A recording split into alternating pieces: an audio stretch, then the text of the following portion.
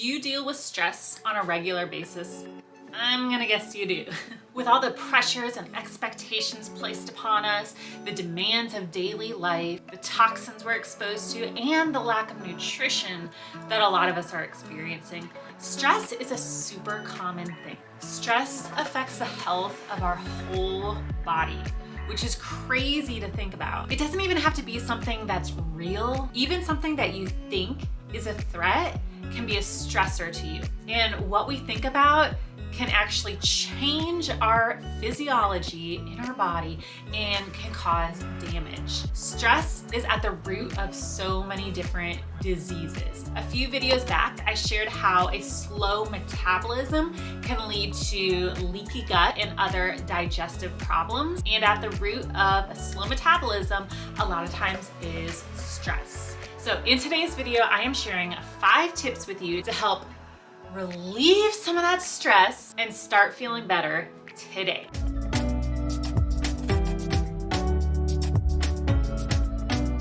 Hey there, welcome back, or welcome if you're new. My name is Britt and I'm a holistic nutritionist and health coach dedicated to help you manage your stress better, heal your metabolism, and overcome fatigue. I used to struggle with daily stress and anxiety. I mean, the smallest things would stress me out and cause my heart to race, cause me to not be able to get good breaths, and then later on lead to fatigue. Stress plays a huge part in our metabolism. When we're stressed, our cortisol goes up, and that prevents our thyroid from being able to make thyroid hormones as much as it should be. And so it slows down our metabolism. Thankfully, I've learned some things to help me manage my stress better and be more resilient to stress, so that the same things that used to really stress me out and cause health problems before, they don't cause nearly as much of a stress response in my body anymore. I'm gonna share more later about how to actually prevent stress and to help your body to become more resilient to the stressors in life. So stressors are all those things that happen to you that can cause stress. Stress is actually just your body's response to those stressors. So there's some things that we can do to be more resilient and protect our body from those stressors. But today, we're talking about what to do when you actually have stress, like in the moment, when you can feel that like anxiety coming on. What can you do? Okay, so let's get into the 5 tips for relieving stress. Tip number 1 is to take some deep breaths. This is my favorite, most life-changing thing that really helps me to calm down. When you're experiencing acute stress, like in the present, sharp stress, your body switches to using what's called the sympathetic nervous system, or the fight or flight response. When this happens, your heart rate increases, your blood pressure increases, and your breathing rate increases. So it increases activity in the heart and the lungs and the muscles, all those vital organs that it needs to be able to run away from that danger. Your senses also get sharper so that you can sense and respond to danger quickly. Organs and processes that are not essential for immediate survival are put on the back burner. So digestive and reproductive organs are some that slow down. Your body is not concerned about those things when it's concerned about surviving. So pro tip, don't eat when you are experiencing that anxiety. Your body will not be able to handle and digest that food appropriately. So try to calm down before you eat. Now, the fight or flight response is great when we actually are in danger, when we need to run away from the bad guy, whatever danger we might be coming across. But when we're constantly experiencing that stress and we're always in that fight or flight response, that's not good. That's when problems happen.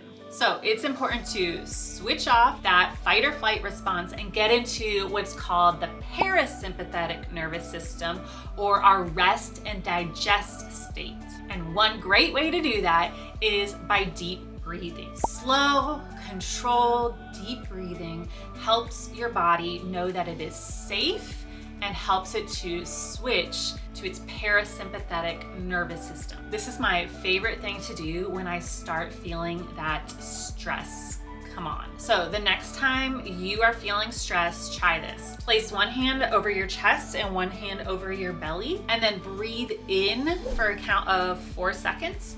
And while you do that, your belly should expand. You're breathing into your belly, not up in your chest, not up in your shoulders, but try to get a deep belly breath. And then hold your breath for 7 seconds, and then slowly let out your breath for a count of 8 seconds. And when you do that, your belly should be going in like a balloon that's deflating. And you should be breathing in and out through your nose. Okay, so like this.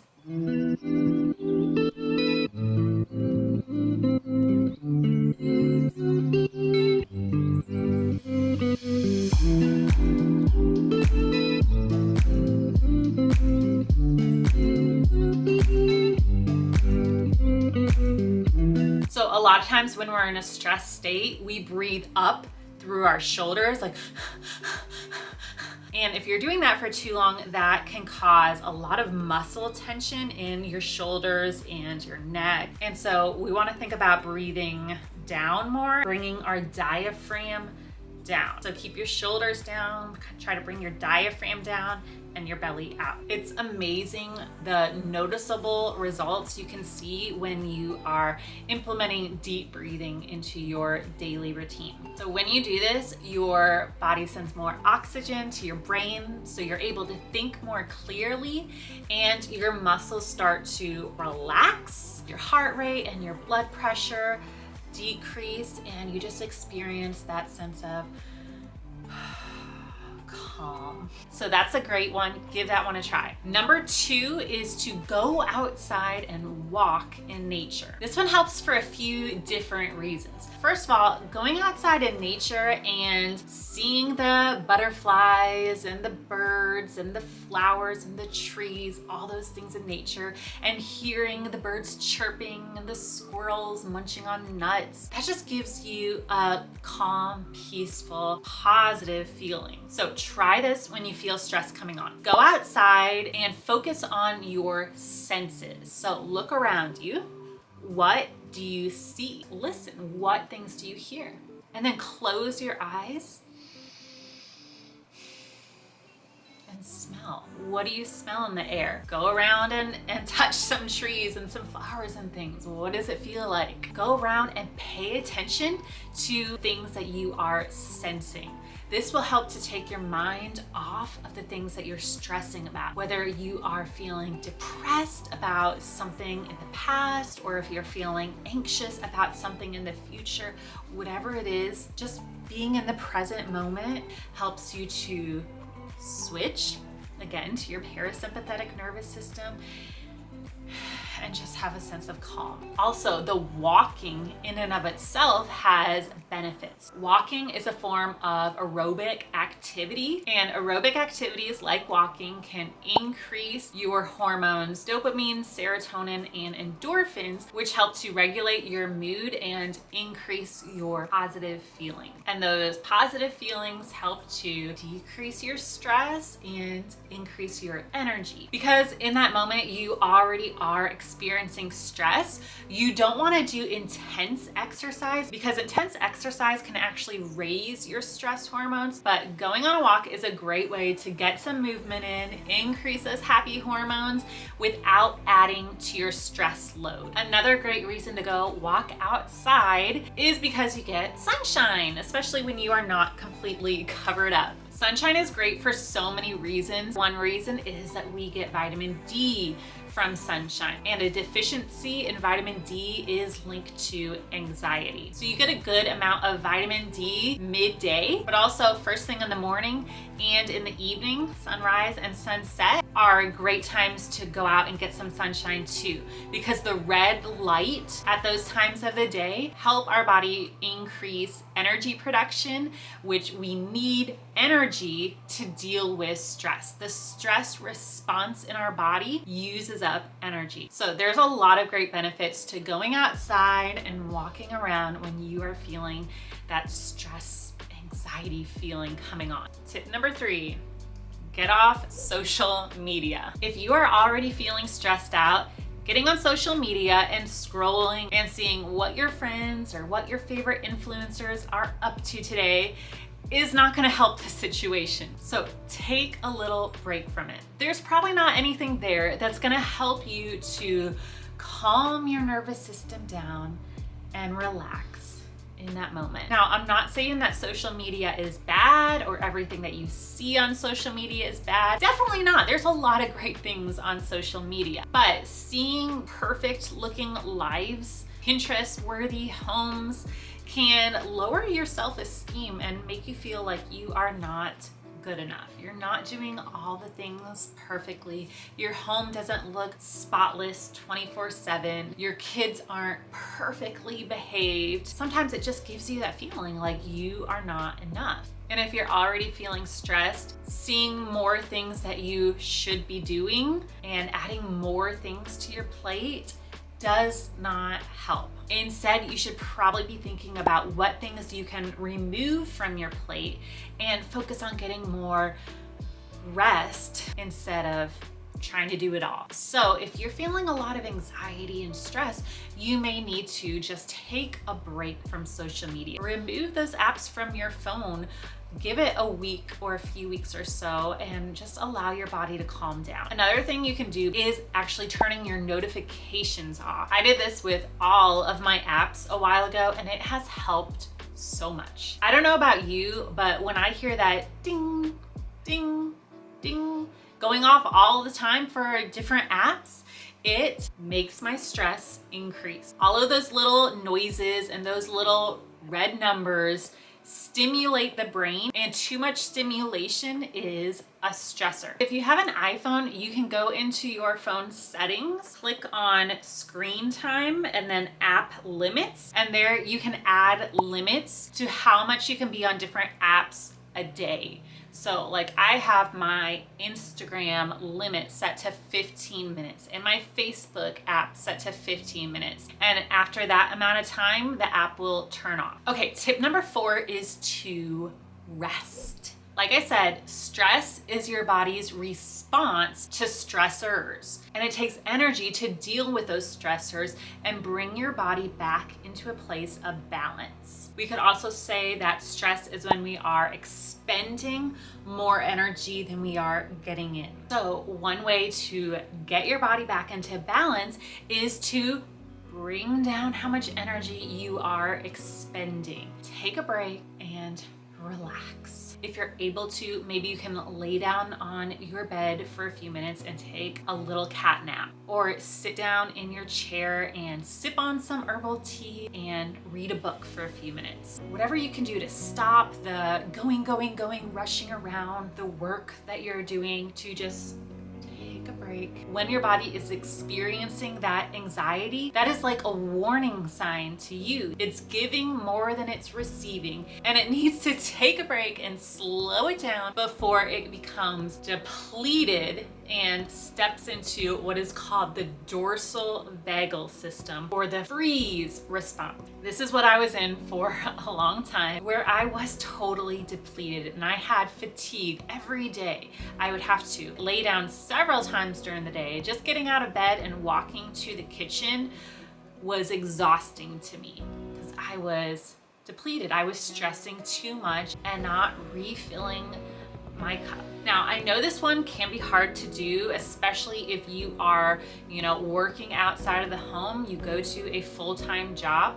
Your boss probably isn't gonna like it if you lay down on the floor and take a nap. I don't know, but maybe you can go step outside for 5 minutes and do some of that deep breathing, go on a little walk like we talked about, and just kind of put yourself in timeout, allow your nerves to calm down and stop thinking about all the many things that you need to do. Okay, tip number 5 is to nourish your body. The stress response uses up nutrients, and it's important that we replenish those nutrients.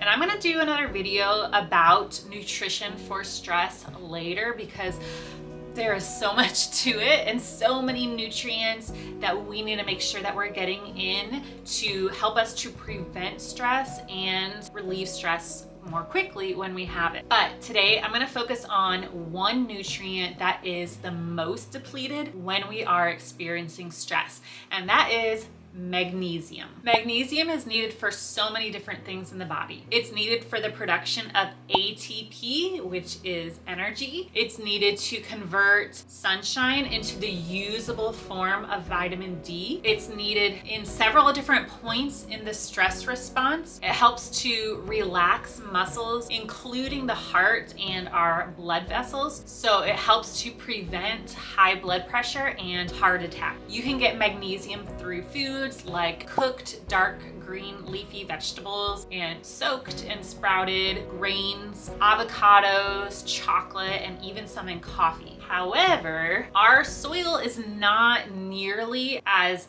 dense in magnesium as it used to be. Over farming and chemicals like fertilizers and pesticides actually change the chemistry of the soil and lower the magnesium content. So foods that used to be really high in magnesium are not as high as they used to be. So your package of oatmeal might say that it's a great source of magnesium, but we really don't know what the magnesium content is in that food unless we know how much it has in the soil. So most of us actually do need to supplement with magnesium. I am all for using food as medicine and getting your nutrients in real whole food. But magnesium is one of those things that we can't really get enough of in our food unless you know where your food is coming from, you're growing it yourself in good organic soil. But otherwise, yeah, most of us do need to supplement. Now, this is not medical advice, and I'm not giving you specific recommendations. If I'm not working with you one-on-one and I don't know like what you're eating currently, what your stress level's at, I know nothing about you, so I cannot help you and tell you how much exactly you should take. If you haven't supplemented with magnesium yet, start slowly incorporating it. So a great way to do this is to start by incorporating topical magnesium like magnesium spray or lotions or an Epsom salt bath. Do those things, get your magnesium through your skin, because what you put on your skin, you do absorb into your body. So do that first, and then if you need to, supplement with oral magnesium. My favorite forms that are the most bioavailable or absorbable by our body are magnesium malate, and this one has vitamin B with it, and vitamin B is needed to help absorb magnesium. And then magnesium glycinate is another great one, and also magnesium bicarbonate. So same thing there, start small and slowly build up to a higher amount if you need to. So start with just 100 milligrams or however much just one capsule is. In the book Cure Your Fatigue by Morley Robbins, he recommends taking 5 milligrams of magnesium per pound of body weight. So if you weigh 130 pounds, you might want to increase your magnesium up to 650 milligrams a day. And you can break that up into morning and evening. I like taking magnesium malate in the morning because it is a little bit more stimulating. And then I take magnesium glycinate in the evening because it is more relaxing and helps me to sleep better. But like I said, I cannot tell you exactly how much magnesium you should take. Each person's magnesium needs is a little bit different. A great way to tell if you are low in magnesium as well as other minerals is through a hair tissue mineral analysis test. You cut off a little bit of your hair and send it in for testing, and they are actually able to test the mineral content in your hair, which is a great representation of what is going on in the living cells of your body. And it also is able to tell what heavy metals you are high in. So I did this back several months ago, and I was able to tell that I was very low in magnesium, and I was going through it so quickly. So I know that my body does have a higher demand for magnesium currently. I'll put the link down below for that test if you want to go check it out and take it for yourself. And then I'll also put the links to my favorite magnesiums down below too. But that's it for today. If you like this video, be sure to subscribe to my channel and come back for more videos to help you heal your metabolism, overcome your health struggles, and feel better. All right, guys, thank you so much for watching. I will see you next time. Bye.